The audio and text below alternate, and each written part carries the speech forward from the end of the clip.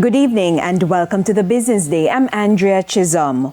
138 Student Living has reported weaker financial results for the quarter ended June 30, 2025.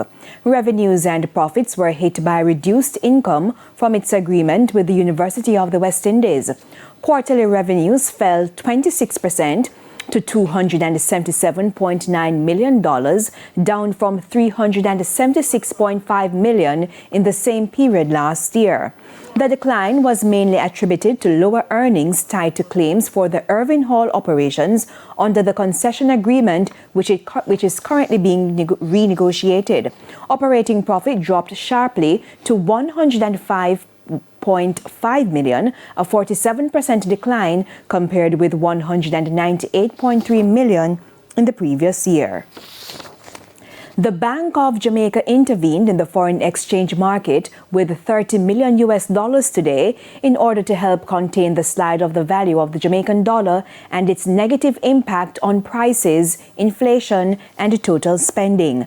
The bank, however, says it received 43 bids for $69.9 million, but it only accepted 18 of the bids. The lowest bids were between 160 Jamaican dollars and 38 cents and 160 Jamaican and 39 cents for $1. Foreign exchange trading ended with banks and cambios selling the US dollar for an average $161.02. The Canadian dollar is being sold for $119.37. The pound is going for $215.54, while the euro is selling for an average $190.63.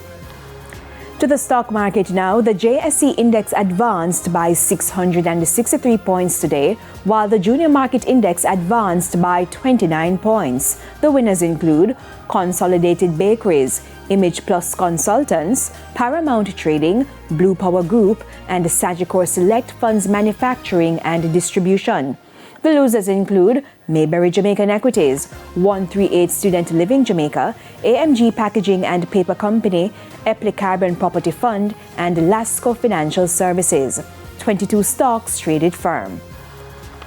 And that's it for the Business Day. I'm Andrea Chisholm. Good evening.